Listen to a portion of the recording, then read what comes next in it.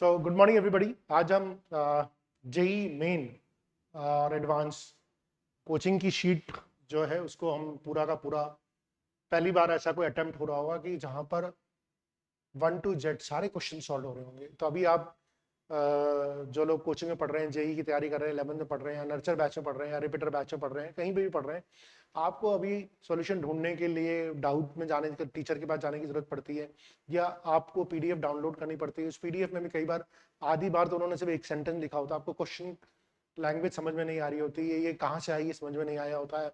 फिर आप यूट्यूब पे जाते हैं, चैट जीपीटी जाते हैं, उसमें बहुत टाइम वेस्ट होता है। तो मैं यहाँ पर पूरी की पूरी एक्सरसाइज आपके लिए सॉल्व करके रख रहा हूँ। और भाई मेरा मोटिवेशन मेंटेन करने के लिए बहुत जरूरी है कि आप इसको लाइक करो, शेयर करो, कमेंट करो, तभी मैं आगे चैप्टर्स को भी रिकॉर्ड करने के लिए मोटिवेट होऊंगा, है ना। तो हम यहाँ पे शुरू करते हैं और एक एक क्वेश्चन को हम करेंगे, है ना। हो सकता है आपको लगे कि कुछ क्वेश्चन बहुत आसान है, तो पर लेकिन मुझे तो सब बच्चों के हिसाब से करना है, तो मैं तो सारे क्वेश्चंस को करूंगा, लेकिन आपको जो पर्टिकुलर क्वेश्चन देखना आप उसको स्किप कर सकते हैं, ठीक है, उसको देख सकते हैं। तो एथलीट है, एक सर्कुलर ट्रैक है और उसका एक राउंड कंप्लीट करता है 40 सेकंड में। तो 2 सेकंड 2 मिनट 20 सेकंड में कितना कर लेगा? अब 2 मिनट 20 सेकंड का मतलब टोटल टाइम कितना हो गया? 120 + 20 यानी कि 140 seconds. So number of rounds अगर निकालूंगा, एक राउंड को 40 सेकंड में लगते हैं, तो 140 राउंड्स 140 सेकंड और 40 सेकंड्स में एक राउंड करता है। तो हम यहाँ पर देखते हैं कि वो 3.5 राउंड कंप्लीट कर लेगा। 3.5 राउंड का मतलब हो गया कि अगर ये एक राउंड है, मान लीजिए इस पॉइंट से स्टार्ट किया था, तो ये एक राउंड, फिर दूसरा राउंड, फिर तीसरा राउंड, फिर 3.5, मतलब बिल्कुल डायगनली अपोजिट होगा, बिल्कुल डायगनली अपोजिट होगा। अगर इसका मतलब है, अगर इसकी रेडियस r है, तो इसका जो डिस्प्लेसमेंट हो जाएगा वो 2r हो जाएगा। इसका जो टोटल डिस्प्लेसमेंट हो जाएगा वो 2r हो जाएगा। बहुत सिंपल क्वेश्चन है, मेरे ख्याल से इसमें कोई दिक्कत नहीं आनी चाहिए, ठीक है। अगला देखते हैं। A particle moves in a straight line or for 20 seconds with velocity 3 meter per second, then moves in a velocity 4 meters for another 20 seconds, and finally moves with a velocity 5 meter second. Average velocity निकालनी थी कि average velocity का बहुत simple सा concept है। Average velocity होती है total displacement upon total time. आप सिंपल सा कैलकुलेशन याद रखिए, एवरेज वेलोसिटी का और कोई कॉन्सेप्ट नहीं है। अब टोटल डिस्प्लेसमेंट पहले क्या किया, 20 सेकंड 3 सेकंड, 20 सेकंड चला 3 मीटर पर सेकंड तो 60, फिर 4 मीटर पर सेकंड चला 20 सेकंड के लिए 80, और फिर 5 मीटर पर सेकंड चला 20 सेकंड से तो 100, और टोटल टाइम कितना लगा? 60 सेकंड्स, है ना। तो 60 + 80 + 100, सो दिस इज 240/60, तो ये आ गया 4 metre per second. So average velocity हो जाएगी 4 मीटर पर सेकंड। हम थोड़ा सा स्पीड से चलेंगे, लेकिन मैं चाहता हूं कि आप जब ये वीडियो देख रहे हैं तो आप क्वेश्चन पॉज कीजिए, क्वेश्चन को खुद ट्राई कीजिए और फिर यहाँ पे सॉल्यूशन देखिए। A body covers 1/3 part of the journey with a velocity 2 meter per second. Next 1/3 part with a velocity of 3 meter per second. Next with a velocity of 6 meter per second.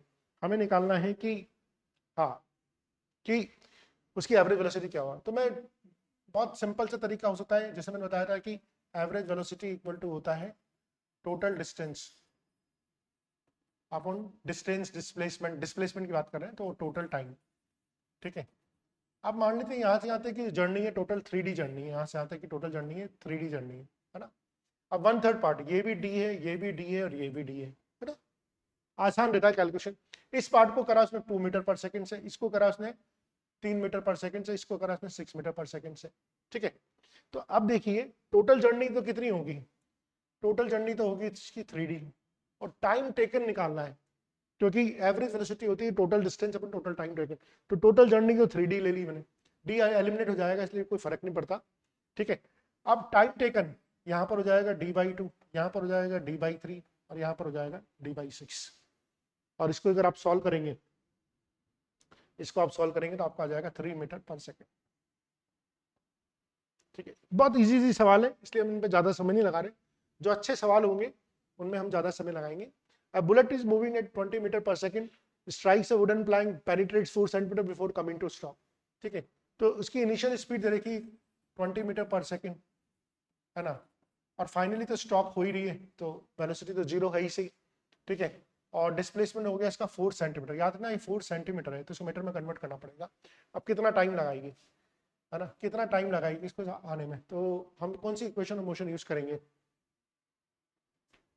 ठीक है, कौन सी equation of motion? सबसे पहले तो हमें इसका retardation निकालना पड़ेगा कि जो प्लैंक है, वुडन प्लैंक है, वो कितना रिटार्डेशन दे रहा है। तो रिटार्डेशन का फॉर्मूला लग जाएगा v² = u² + 2s। ये 0 हो रही है फाइनल स्पीड, इनिशियल स्पीड होगी 400 है ना, प्लस 2a, s की जो वैल्यू है 4 × 10⁻⁻2 है ना। यहां से मैं a की वैल्यू निकाल लेंगे जो कुछ नेगेटिव आएगी रिटार्डेशन, और वो वैल्यू जो आएगी अप्रोक्सीमेटली, मैं यहाँ पे लिखता हुआ भी जाता हूँ बिकॉज हमारे पास थोड़ा सा समय कम है। तो a = आ जा रहा है -5000 मीटर/सेकंड²। इतना रिटार्डेशन वुडन प्लैंक दे रहा है। अब अगर इतना रिटार्डेशन दे रहा है तो कितना टाइम लगाएगा? v = u + 87 टाइम निकाल लेंगे। ये 0 है, u कितना था मेरा 20, और a कितना है मेरा 5000 -5000 × t। सो t = हो जाएगा 20/5000 which is nothing, 0.004 सेकेंड। ठीक है, so this is how we have to solve this kind of questions.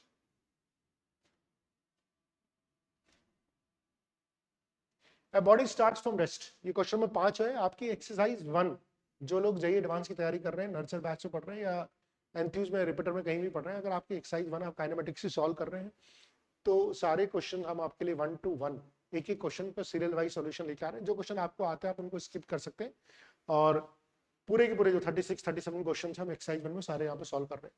The body start from rest, uniformly accelerated for 20 seconds. Distance traveled in the first 10 second is x1, अगले 10 second में x2 है, next last 10 second में x3 है। तो हमसे निकालना है कि भाई x1, x2, x3 का रेशियो क्या है। तो अब अगर देखिए रेस्ट से स्टार्ट हो रही है तो हम बोल सकते हैं s = ½ at² होता है। ठीक है, यूनिफॉर्मली एक्सेलरेटेड है, a कांस्टेंट है, तो पहला s1 हो जाएगा, और मैंने लिखा वैसे भी पूछा ½ a × t² मतलब 10 का स्क्वायर। दूसरा s2 हो जाएगा ½ a × 20 का स्क्वायर, और 20 सेकंड की डिस्टेंस आ गई, ये 10 सेकंड की डिस्टेंस आ गई, और ये 30 सेकंड की डिस्टेंस आ गई। ठीक है, यहां पर ऐसे कर लेंगे अपन। लेकिन हमसे पूछा था, अच्छा पहले केस में तो s1 = x1 है। ठीक है, पहले 10 सेकंड में जितना s1 में चला उतना ही x1 में चला, एक ही बात है। अच्छा, ये जो x2 है ना, ये नेक्स्ट 10 सेकंड का x2 है, जबकि ये जो s2 है, ये s2 है, ये x2 है। s2 जो है टोटल 20 सेकंड्स का, तो टोटल 20 सेकंड में से जब 10 सेकंड्स का वाला माइनस करेंगे तो हमें मिल जाएगा x2। तो अगर इसमें से इसको माइनस करेंगे तो ये देखिए 100 और ये 400, सो मैं बोल सकता हूँ दिस इज ½ a × 300, और दिस वाज क्या था, ½ a × 100। तो x1 की वैल्यू तो ½ a × 100 थी, x2 की वैल्यू क्या होगी, s2 में से s1 माइनस करेंगे। अच्छा, x3 की वैल्यू क्या होगी, s3 में से s2 माइनस करेंगे, तो ½ a, ये 900 में से 400 माइनस किया तो 500 हो गया। अब इनका जो रेशियो हो जाएगा बहुत सिंपल हो जाएगा, 1:3:5। तो मतलब मुझे लग रहा है अगर आप JEE एडवांस की प्रिपरेशन कर रहे हैं तो थोड़ी सी कैलकुलेशन स्पीड तो आपकी अच्छी होनी ही चाहिए। So this was the 5th question. 6th question लेते हैं। If a body starts from rest and travels 120 centimetre in 6 second.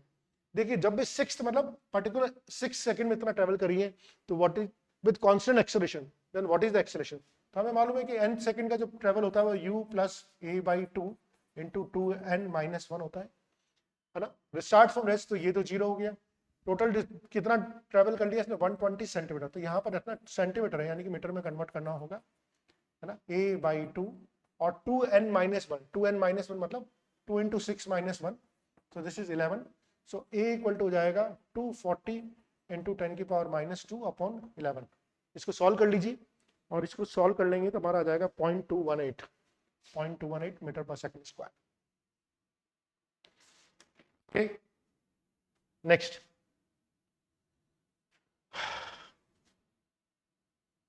A particle is dropped from a certain height. Time taken by it to fall through the successive distance of 1 meter each. तो पहला 1 metre कितनी देर में चला, उसके बाद दूसरा 1 metre कितनी देर में चला। नीचे की तरफ जी काम कर रहा होता है तो ऑब्वियसली स्पीड बढ़ती जाती है। तो शुरू के 1 मीटर में कम टाइम लगेगा, बाद के 1 मीटर में और कम टाइम लगेगा, ऐसे से निकालना है। ठीक है, यहाँ पर जो 3rd और 4th ऑप्शन है ये पूरे प्रिंट नहीं हुए, लेकिन आपके मॉड्यूल में दिए हुए, आपके मॉड्यूल में तो पूरा दिया हुआ है, आप उसको लिख सकते हैं। मैं भी यहाँ पे लिखना चाहूँ तो लिख सकता हूँ √1 √2 - 1, ठीक है, √3 - √2, ये लिख सकते हैं।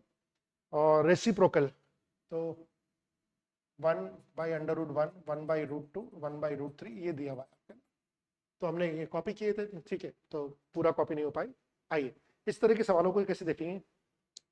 देखिए अगर particle is drop from a certain height, तो h डिस्टेंस ट्रेवल करने में उसको लगता है time t equal to 2h/g, t equal to 2h/g। कैसे आया, आपको मालूम है कि h equal to ut plus half gt square होता है, ठीक है। ये तो ड्रॉप किया था इनिशियल वेलोसिटी तो 0 होगी, और h हाइट पर ड्रॉप किया था h equal to half gt square, तो टाइम h हाइट ट्रेवल करने में इसको लगेगा टाइम 2h/g, है ना। अब मान लीजिए पहला 1 मीटर ट्रेवल करने में इसको डिस्टेंस टाइम जो लगेगा वो लगेगा फर्स्ट 1 मीटर में फर्स्ट 1 मीटर में जो टाइम होगा, लेट्स से इसको बोला t1, वो हो जाएगा √2/g। फर्स्ट 2 मीटर में टाइम जो लगेगा वो लगेगा √4/g, ठीक है। h की वैल्यू 2 डाल दूंगा तो 4/g आ जाएगा। तो देखिए फर्स्ट 1 मीटर का टाइम √2/g, फर्स्ट 2 मीटर का टोटल टाइम √4/g है, लेकिन हमें तो सक्सेसिव डिस्टेंस चाहिए, यानी कि second metre, only second metre का जो टाइम हो जाएगा वो t2 माइनस t1, यानी कि √4/g माइनस √2/g, ठीक है। इसमें से मैं क्या बाहर ले सकता हूँ, √2/g बाहर ले लेता हूँ, तो अंदर बच गया मेरे पास √2 माइनस √1, ठीक है। तो देखिए पहले 1 मीटर में टाइम लगा ये, दूसरे 1 मीटर में टाइम जो लगा ये, अब इसी तरह से तीसरे 1 मीटर में जो टाइम लगेगा t3 यहां पर रखूंगा तो √6/g हो जाएगा। तो ओनली तीसरे वाले मीटर में जो टाइम लगेगा वो 6/g माइनस √4/g, तो √6/g माइनस √4/g, और इसमें से भी √2/g अगर मैं बाहर ले लूंगा तो ये बच जाएगा √3 माइनस √2। तो अब आप इनका रेशियो देख लीजिए, अगर इनका रेशियो देखेंगे तो ये और ये तो कैंसिल आउट हो जाएगा, हमारे पास जो फाइनली बचाएगा 1:√2 minus 1, √3 minus √2 and so fourth, यही बच जाएगा। तो ये बहुत सिंपल सा है, बस एक एक मीटर का निकालना है आपको। ये जो फॉर्मूला देता है ये टोटल डिस्टेंस ट्रेवल करने का टाइम देता है, लेकिन हमें सक्सेसिव वन मीटर का निकालना है, तो हम उसको माइनस करते हुए चलेंगे। Okay next question.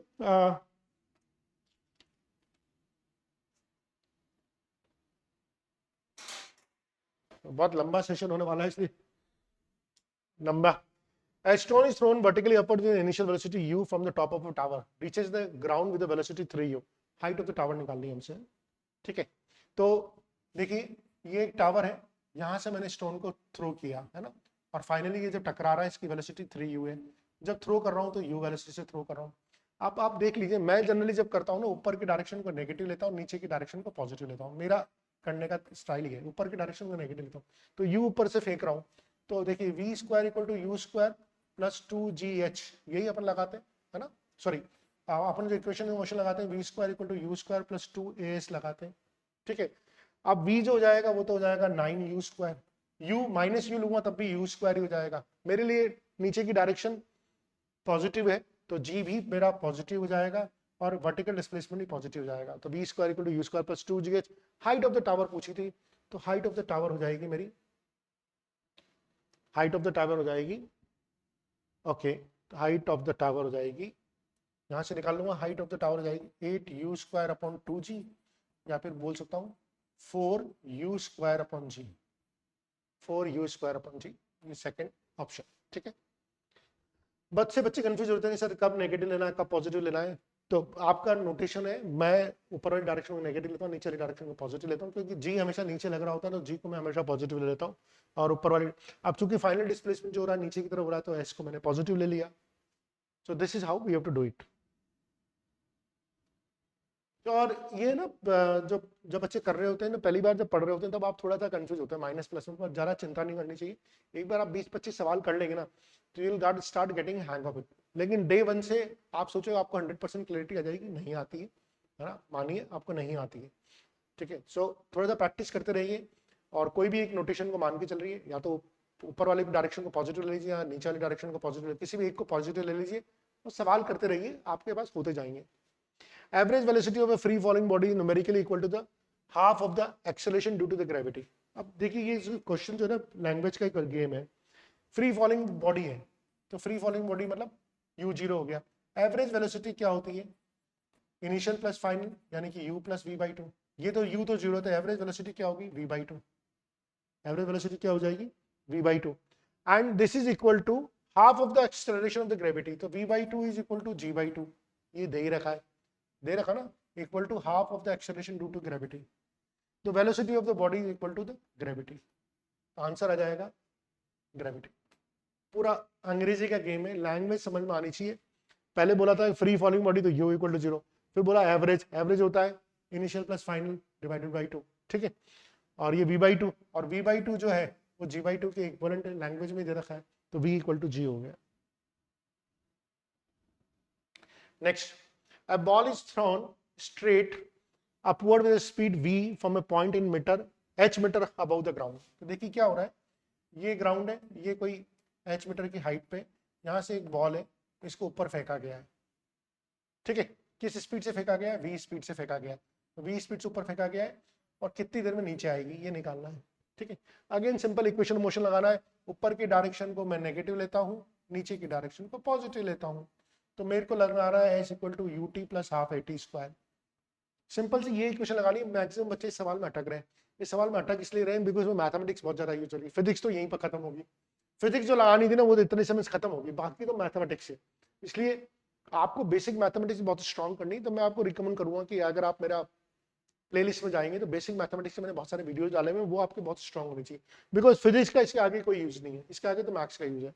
अब आप देखिए इसमें इक्वेशन में वैल्यू पुट करनी है, एस जो नेट डिस्प्लेसमेंट हुआ है एच वो नीचे की तरफ हुआ, अच्छा ऊपर की तरफ माइनस वी वेलोसिटी से फेंक रहा हूं तो minus we T plus half ji T square, ठीक है। नेट डिस्प्लेसमेंट एच करना है, वेलोसिटी इनिशियल वेलोसिटी माइनस है, माइनस क्यों है, ऊपर की डायरेक्शन को नेगेटिव ले रहा हूं, टाइम निकालना है, अब इसको अरेंज करना है और टाइम निकालना है। अब इसको अरेंज करके टाइम निकालना है, देखिए इसको अरेंज करूंगा तो ये हो जाएगा G T square minus 2vt minus 2h equal to 0, ये इसको अरेंज करना है। तो जी टी स्क्वायर माइनस ये पूरा जो है ना 2h है ना, 2h है, G T square minus 2vt minus 2h equal to 0 है, क्वाड्रेटिक इक्वेशन है। आपको पता होना चाहिए कि X square plus B X plus C equal to 0, उसके रूट्स क्या होते हैं, धराचार्य मेथड जो भी बोलते हैं इसको, minus B plus minus under B square minus 4ac upon 2a।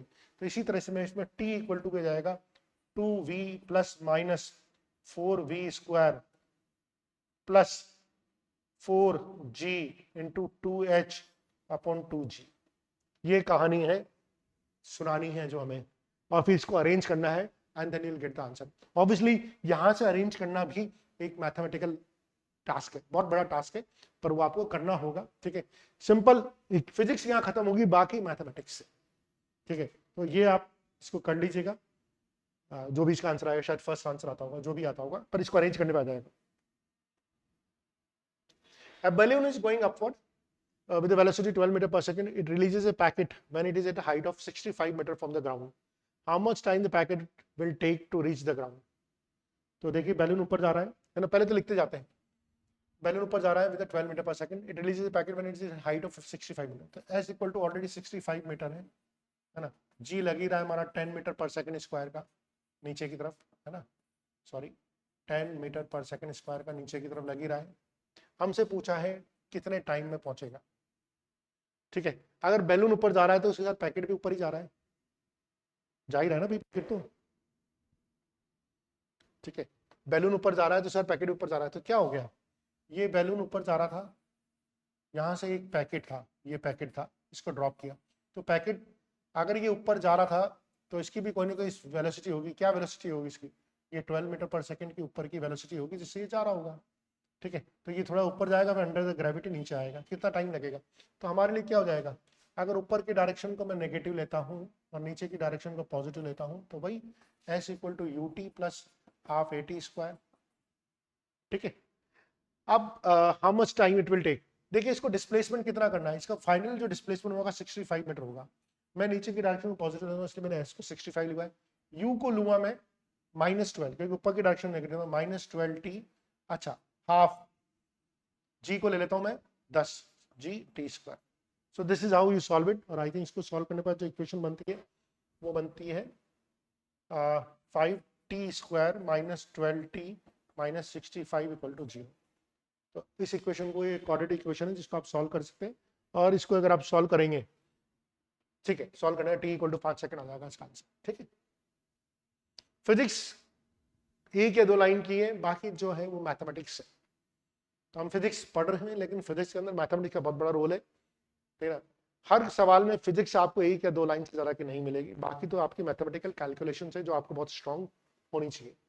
A body falls from rest. It covers as much distance in the last second of its motion as it covered in the first 3 seconds. Language भी बहुत important है।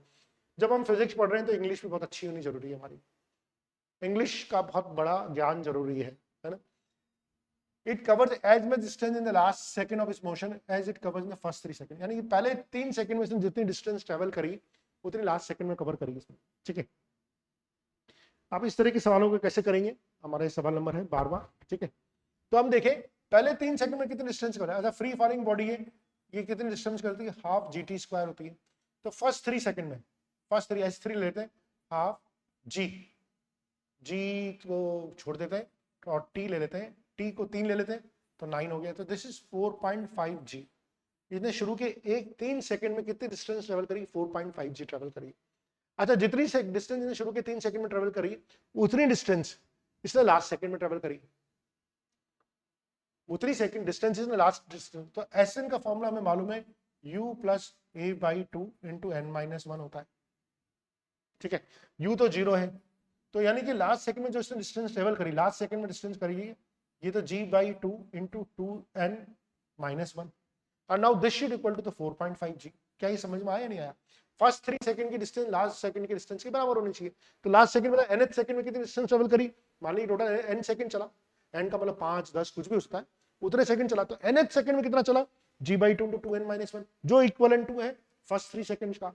तो ये बराबर कर दिया, g से g काट दिया, तो 2n-1 इक्वल टू 9 आ गया, तो n इक्वल टू 5 आ गया, n इक्वल टू। तो यानी कि टोटल चला ही 5 सेकंड, टोटल चला ही 5 सेकंड।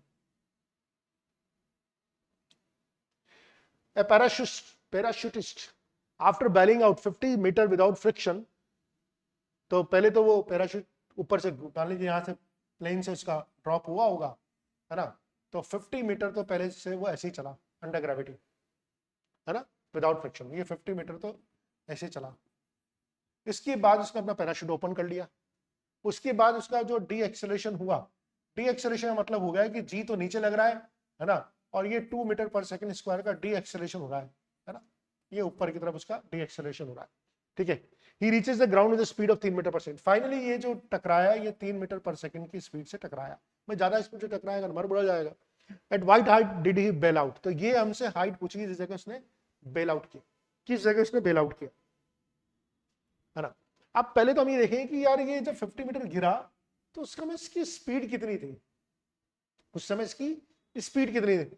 तो भाई यहां से तो जब गिरा तब तो u तो 0 था, पर फाइनली यहां आता है कोई तो स्पीड होगी, वही तो स्पीड हुई होगी। तो पहले तो हमें वो स्पीड निकालनी पड़ेगी, आए समझे, पहले तो ये स्पीड हमें निकालनी पड़ेगी। तो हम निकाल लेते हैं v square equal to u square plus 2as से। तो u तो 0 था, 2 g तो लग रहा है 9.8 और s कितना है 50 metre. So this is 900, v square की वैल्यू आ गई 980 मीटर पर सेकंड, है ना। अब बहुत से बच्चे गलती करते हैं, यार इसको सॉल्व करने की कोशिश करें, इसको सॉल्व करने की कोशिश मत करो, क्योंकि हम इसको एज डी दोबारा एक बार इक्वेशन मोशन लगानी है। जो गलती बच्चे करते हैं ना, इसको सॉल्व करने में लग जाते हैं, इसको मत सॉल्व करो, इसको सॉल्व करने की जरूरत नहीं है। बिकॉज अब ये जो फाइनल स्पीड है ना, पैराशूट खुलने के बाद वो एक इनिशियल स्पीड बन जाएगी। अरे जब पैराशूट यहाँ खुला ना तब तक तो इसकी फाइनल स्पीड का स्क्वायर ये था। अब जब पैराशूट खुलेगी तो दोबारा इक्वेशन मोशन लगेगी, बिकॉज एक्सेलरेशन चेंज हो गया। यहाँ से यहाँ तक कांस्टेंट एक्सेलरेशन था, यहाँ से यहाँ तक भी कांस्टेंट एक्सेलरेशन है, यहाँ से यहाँ तक का एक्सेलरेशन पॉजिटिव था, यहाँ से यहाँ तक का एक्सेलरेशन नेगेटिव है। क्यों नेगेटिव है? पैराशूट है, ऊपर की तरफ पुश मारेगा ना तो एक्सेलरेशन रिटार्डेशन करेगा। वो पैराशूट है, वो आपके फ्री फॉल को रोकेगा, रिटार्डेशन करने की कोशिश करेगा। तो रिटार्डेशन कर रहा है, क्या रिटार्डेशन कर रहा है? 2 मीटर पर सेकंड स्क्वायर का रिटार्डेशन कर रहा है। आप इतनी स्पीड से नीचे गिरोगे मर मुरा जाओगे, हड्डी भी नहीं बचेगी आपकी। तो पैराशूट क्या करता है? उसको रिटार्ड करने की कोशिश करता है। अब आपकी इनिशियल स्पीड बन जाएगी, तो अब ये v स्क्वायर जो होगा इस वाले पाथ के लिए ये बन जाएगा u स्क्वायर 980 और v स्क्वायर हो जाएगा 9 मीटर पर सेकंड। क्या ये समझ में आ रहा है नहीं आ रहा? जो पहला v स्क्वायर था बाद वाले मोशन के लिए u स्क्वायर बन गया, फाइनल v स्क्वायर तो 9 मीटर पर सेकंड आ ही रहा है। अच्छा, एक्सेलरेशन की वैल्यू कितनी है? एक्सेलरेशन की वैल्यू है -2 मीटर पर सेकंड स्क्वायर। ये भी बहुत इंपॉर्टेंट है। सर आपने ए को नेगेटिव क्यों लिया? अच्छा, g कहां चला गया? बहुत से बच्चे तो ये भी सवाल पूछ सकते हैं, सर जी कहाँ चला गया, जी का क्या हुआ, बताओ भाई, जी का क्या हुआ। अरे जब पैराशूट ओपन हो गया तो उसने फाइनल बोल दिया कि D accelerated 2 metre per second square, तो उसने सब कुछ कंसिडर कर लिया। यानी कि हमें ये समझना है कि ए की वैल्यू -2 है।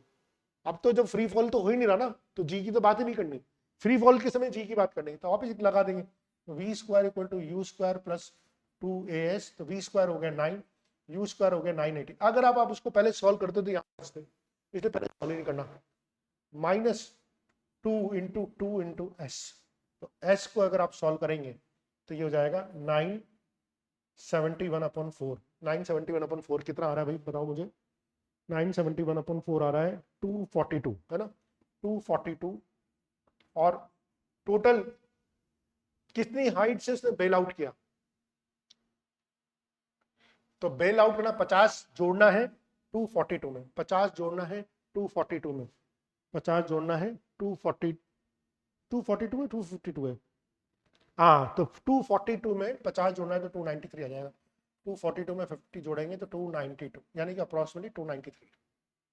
अच्छा सवाल है, मुझे लगता है कि 90% बच्चे सवाल में अटकेंगे, है ना। तो ये शुरू के सवाल मैं हमेशा रिकमेंड करूंगा कि आप डायग्राम बना के करें, इससे बहुत क्लैरिटी आती है, बिना डायग्राम के सवाल नहीं करें।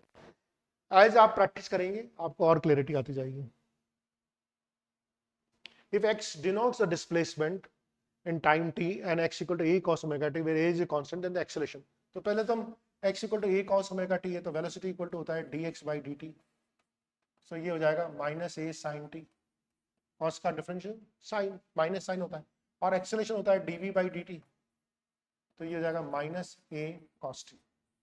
ठीक है, तो ये तो बहुत सिंपल डिफरेंशिएशन के सवाल है।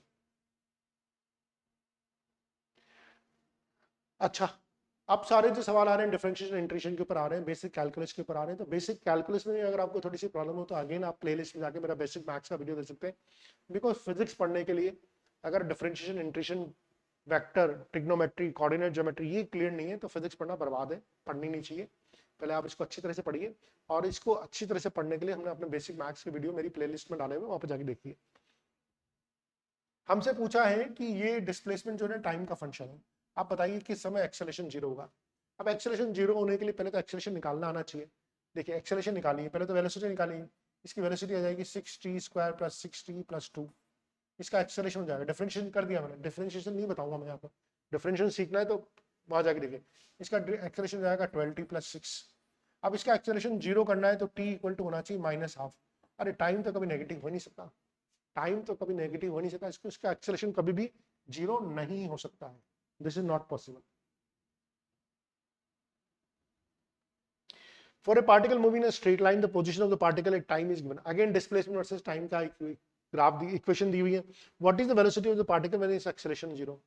हमें वेलोसिटी ऑफ पार्टिकल निकालनी है जब उसका एक्सेलरेशन 0 होगा, तो पहले तो ये निकालेंगे कि उसका एक्सेलरेशन 0 किस टाइम पे होगा, और जिस टाइम पे एक्सेलरेशन 0 होगा उस टाइम पे वेलोसिटी निकाल लेंगे। तो दोनों अगेन आप ds by dt करिए, पहले वेलोसिटी निकालिए, ds by dt करेंगे तो दिस इज 3t² / 6 - 2t - 9, ये क्या आ गई, इसकी वेलोसिटी आ गई। कोई बात नहीं, अब इसका एक्सेलरेशन निकालेंगे, इसका एक्सेलरेशन हो जाएगा 6t/6 - 2। क्या ही समझ में आ रहा है, मैं भी चेक कर लूँ कि मेरी कॉपी में कोई गड़बड़ तो नहीं कर रहा, बिल्कुल। तो ये वाले अब एक्सेलरेशन को 0 करना है, एक्सेलरेशन को 0 करना है तो कब होगा, t = 2 पे, और t = 2 पे यहाँ पुट कर दूंगा तो वेलोसिटी आ जाएगी, है ना, t = 2 यहाँ पुट करूंगा तो 1/2 4 - 4 - 9, so this is 2 - 4 - 9, I don't know कितना आ रहा है, -11 metre per second, so this is -11 metre per second, इसकी वेलोसिटी आ गई। इजी सवाल है ना, थोड़े से आगे अच्छे सवाल आएंगे, पर हमने तो प्रॉमिस किया है कि हम हर एक सवाल कराएंगे, तो आपको हर एक सवाल कराएंगे। A particle moves along a straight line and at time t displacement from a fixed point on the line is 3 2, displacement यानी कि x इक्वल टू दे रखा है 3t² - 2, है ना, ये दे रखा है डिस्प्लेसमेंट। अब हमसे पूछिए इसकी वेलोसिटी, तो कुछ नहीं करना, वेलोसिटी इक्वल टू होता है dx by dt, इसका डिस्प्लेसमेंट इसका डिफरेंशिएट करा तो 60 आ गया, और t की वैल्यू यहाँ डाल दी तो 12 मीटर पर सेकंड आ गया, है ना, 12 मीटर पर सेकंड इसका आंसर आ गया। एक और, ये क्वेश्चन देखने में बहुत डरावना है पर वास्तव में कुछ है नहीं, है ना। टाइम का temperature of a body function दिया हुआ है, ये alpha T square beta sine T दिया हुआ है, केल्विन में है, ये यूनिट क्या है, केल्विन में है। T0 is the temperature at Kelvin at T equal to 0। जब T इक्वल टू 0 कर दूंगा तो T0 आ जाएगा। अब हमसे पूछा rate of change of temperature, यानी कि dt बाई स्मॉल t पूछा है, rate of change of temperature. तो इसके with respect to t differentiate करिए, ये कांस्टेंट है, डिफरेंशिएट 0 हो जाएगा, ये हो जाएगा 2 alpha T plus beta cos T. ठीक है, ये डिफरेंशिएट हो जाएगा, कॉस टी का साइन टी का डिफरेंशिएट कॉस टी होता है, टी स्क्वायर डिफरेंशिएट 2 अल्फा होता है, अल्फा कांस्टेंट है, आगे आ गया। अब t की value t equal to pi second पर निकालना है, तो t equal to pi put कर दीजिए, 2 अल्फा पाई, नहीं सॉरी, t इक्वल टू, अच्छा अल्फा की वैल्यू भी पुट करनी है, तो 2 अल्फा की वैल्यू कितनी है 2 बाई पाई, t की वैल्यू कितनी है पाई, अच्छा बीटा की वैल्यू कितनी है -4k, -4k ना, और cos t, और t की वैल्यू कितनी है पाई।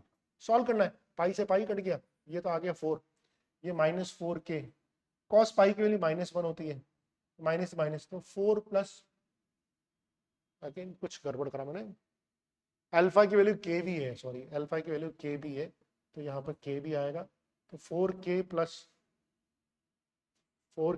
4k आंसर आ जाएगा 8k। ठीक, तो डराने के लिए सवाल खतरनाक सा है, वैसे तो बहुत इजी सवाल है, दिखने में थोड़ा खतरनाक सा लगता है। आप थोड़े से अच्छे सवाल आएंगे। Velocity of particle around the X axis v equal to X square plus X. देखिए हमेशा जरूरी नहीं है कि वेलोसिटी टाइम का फंक्शन है ना, वेलोसिटी डिस्प्लेसमेंट का ही फंक्शन होता है। जब वेलोसिटी टाइम का फंक्शन होता है ना तो हमेशा t आता है इधर, जब वेलोसिटी डिस्प्लेसमेंट का फंक्शन होता है तो इधर x आता है। अच्छा, जब वेलोसिटी टाइम का फंक्शन होता है तो हम एक्सेलरेशन के लिए यूज करते हैं dv बाई dt, याद रखना। और जब वेलोसिटी डिस्प्लेसमेंट का फंक्शन होता है तो हम एक्सेलरेशन के लिए यूज करते हैं v dv बाई dx, है ना, v dv बाई dx और dv बाई dx। अच्छा, v dv बाई dx कैसे आया, इस dv बाई dt से आया, कैसे आया, देखो dv बाई dt को dx से ऊपर नीचे मल्टीप्लाई किया, करा नहीं करा, कर दिया। अच्छा, ये जो चीज होगी ये तो वेलोसिटी होगी, dx बाई dt तो क्या होती है वेलोसिटी, तो इसको बोल सकता हूँ v, बचा क्या, इधर dv बचा, इधर dx बचा। तो ये बेसिक फॉर्मूला है, कॉन्सेप्ट है जो आपको पता होना चाहिए कि एक्सेलरेशन को अपन दो तरह से रिप्रेजेंट कर सकते हैं, velocity with respect to time dv by dt, velocity with respect to displacement, इस केस में a equal to v dv into dx होता है। ठीक है,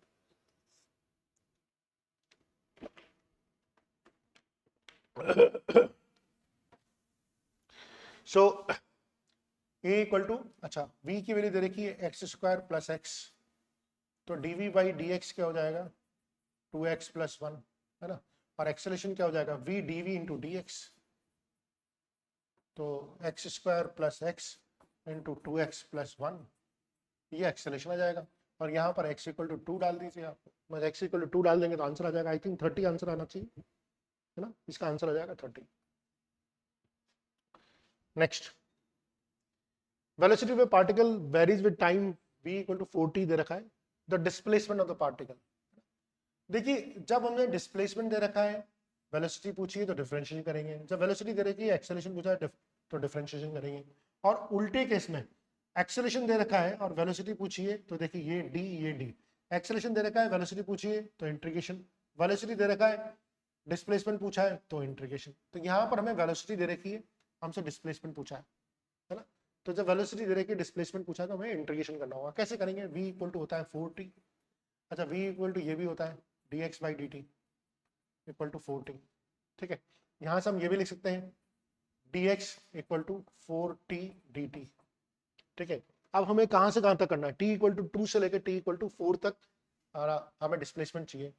तो ये तो जीरो इनिशियल डिस्प्लेसमेंट आप जीरो ले लीजिए, और ये हो जाएगा जीरो से लेकर, नहीं t इक्वल टू 2 से लेकर t इक्वल टू 4 तक, तो ये डिस्प्लेसमेंट आ गया, और ये हो जाएगा जीरो से लेकर 4 तक करना है ना, जीरो से लेकर 2 से लेकर 4 तक करना है।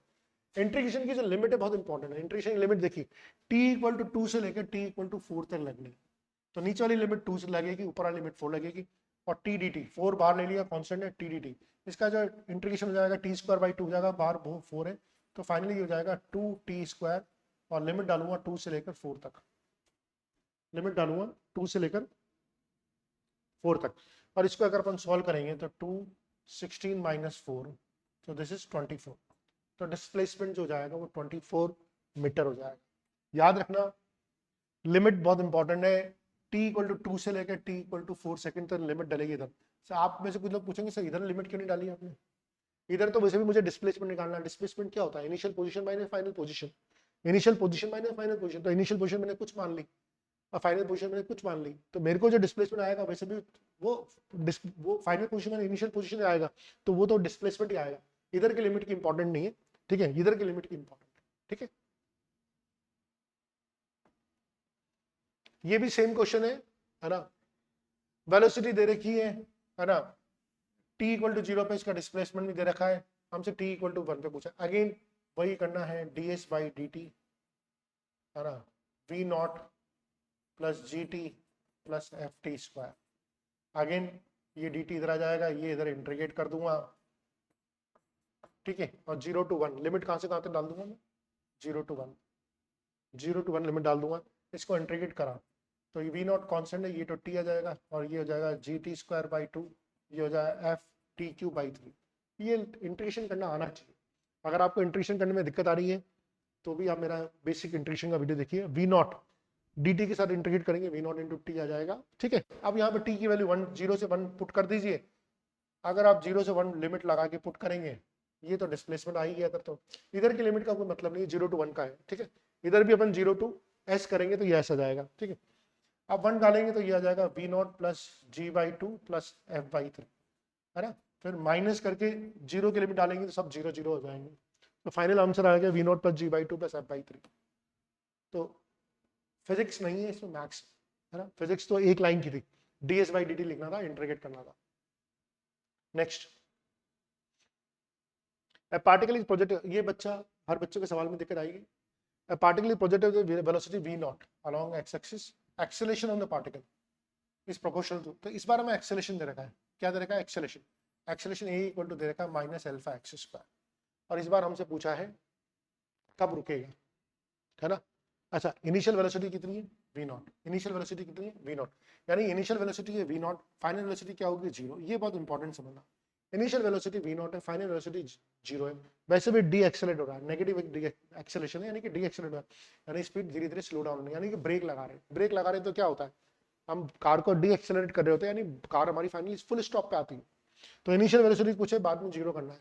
अब इस सवाल को कैसे करेंगे, हमें निकालना है किस जगह जाके रुकेगा, किस जगह जाके रुकेगा, तो देखिए एक्सेलरेशन को अपन लिख सकते हैं v dv by dx, time नहीं है इस बार एक्सेलरेशन, इस बार वेलोसिटी और डिस्प्लेसमेंट के फंक्शन के ऊपर v dv by dx। Sir आपने यहाँ पर d स्क्वायर x अपन dt स्क्वायर क्यों नहीं निकाला, t के बारे में कुछ नहीं रखा, t पूछा ही नहीं हमसे डिस्प्लेसमेंट पूछा है, इसलिए v dv बाई dx रखूंगा। अगर मैं इसको dv बाई dt रखता, इधर dt ले जाता, इधर तो जो फंक्शन है वो x का है, टाइम का फंक्शन ही नहीं है, इसलिए मैंने dv बाई dt नहीं रखा है, माइनस अल्फा एक्स स्क्वायर।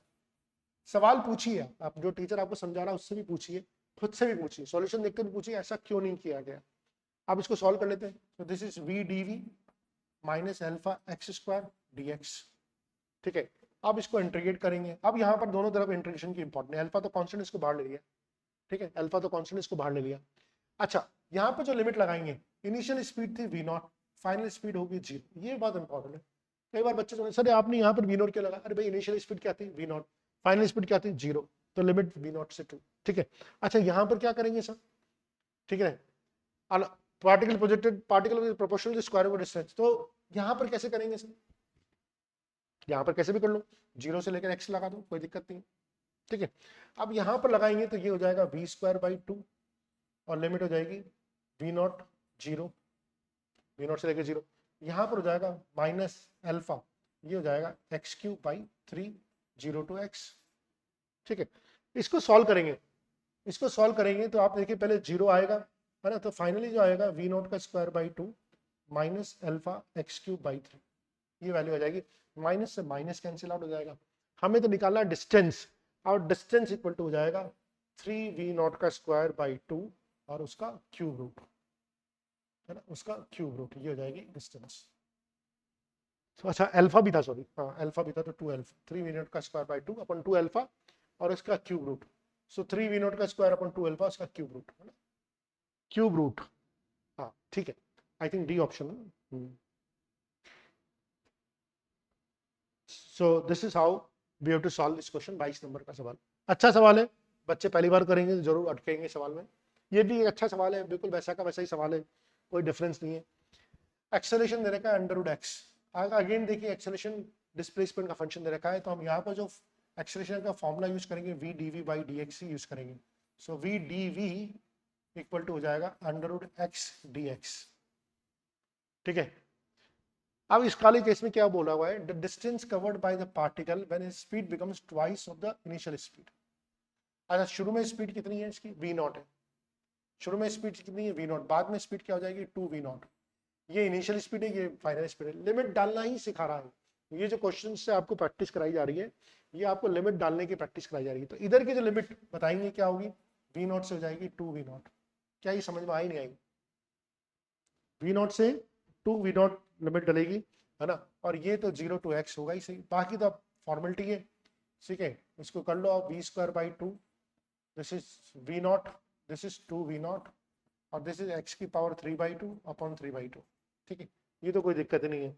अब 1/2 बाहर ले लो, तो ये 4v0 का स्क्वायर माइनस में, तो दिस इज 3v0 का स्क्वायर और दिस इज 2/3 x की पावर 3/2।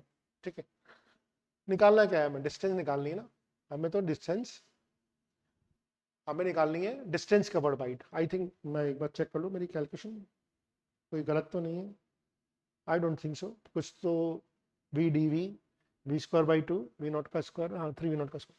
ठीक है, सो दिस बिकम्स 4। ठीक है, और दिस इज 9v0 का square upon 4 equal to x की पावर 3/2। अच्छा, अभी इतना तो हो गया, और 9v0 का स्क्वायर, अच्छा मैं इसको ऐसे भी लिख सकता हूँ 3v0/2 का स्क्वायर इक्वल टू x की पावर 3/2। ठीक है, अच्छा दोनों तरफ हाँ 3v0 का स्क्वायर अगर दोनों तरफ स्क्वायर कर दूं, सो दिस इज 3v0 की पावर बाई 2 की पावर 4 इक्वल टू x की पावर 3। ठीक है, और x इक्वल टू लिख सकता हूं मैं 3v0/2 की पावर 4/3। मैथमेटिक्स मैथमेटिक्स मैथमेटिक्स और कुछ भी नहीं, 3v0/2 की पावर 4/3। आई थिंक इसका आंसर है ना 4 तक गया, बी हो गया, बी ऑप्शन है। हाँ ठीक है, तो ज्यादा मैथमेटिक्स है, फिजिक्स थोड़ी सी, फिजिक्स तो इतनी सी है, this is what the physics is, बाकी सारी मैथमेटिक्स है। एक और सवाल कर लेते हैं, आई थिंक इस बार हम चाहें तो ब्रेक ले लेंगे थोड़ा सा, बिकॉज हाँ नंबर ऑफ क्वेश्चंस बहुत सारे हैं, और मुझे लग रहा था कि एक लेक्चर में कंप्लीट हो जाएंगे, लेकिन एक लेक्चर में काफ़ी गला मेरा दर्द करने लग गया, और लेक्चर की ड्यूरेशन भी काफ़ी बड़ी होगी। तो displacement time graph of two bodies दिए हुए हैं आपको। ठीक है, और हमसे पूछा गया इनकी रेशियो ऑफ द वेलोसिटी क्या होगी, तो मैं अब बना देता हूँ एक बार क्या है डिस्प्लेसमेंट टाइम ग्राफ, यहाँ पर आए नहीं, तो देखिए ये एक्स एक्सिस ना, ये जो दे रखा है क्वेश्चन, ये टाइम, और यहाँ पर दे रखा है आपको एक्स एक्सिस, ये वाई एक्सिस पे एक्स दे रखा है, ये पॉइंट दे रखा है पी, और ये दे रखा है क्यू। ठीक है, अच्छा ये जो है बॉडी ए की रेस्पॉन्स वेलोसिटी है, ये बॉडी बी की वेलोसिटी है ना, और ये जो एंगल है, ये बड़ा वाला एंगल 60 डिग्री है और छोटा वाला एंगल 45 डिग्री है। तो हमें मालूम है डिस्प्लेसमेंट टाइम ग्राफ का जो स्लोप होता है वो वेलोसिटी देता है, डिस्प्लेसमेंट टाइम ग्राफ का स्लोप वेलोसिटी देता है। तो बड़ा वाला जो बॉडी है, इसकी जो वेलोसिटी ऑफ ए हो जाएगी, वो इसका स्लोप हो जाएगा 10 60 डिग्री। छोटा वाला जो दूसरा वाला बॉडी है, पी वाला बॉडी है ना, जिसको क्यू वेक्टर से दिखाया गया है, उसकी जो वेलोसिटी जाएगी वो डिस्प्लेसमेंट टाइम ग्राफ से यानी 1045 हो जाएगा। तो वी अपॉन वी हो जाएगा √3:1। ठीक है, इसका जो रेशियो जाएगा वो √3:1, तो बी ऑप्शन हो जाएगा। बहुत आसान सा ही सवाल है, कोई बहुत बड़ा सवाल नहीं है। अभी तो बहुत सारे क्वेश्चंस हैं, shall we take a break, मुझे लगता है कि हम यहाँ पे ब्रेक लेते हैं, है ना, और फिर अगले जो सवाल है 25 ऑनवर्ड्स है एक्सरसाइज 1 के, उसको हम कंटिन्यू करेंगे। आपको कैसा लगा आप जरूर अपना फीडबैक देना। ठीक है, धन्यवाद।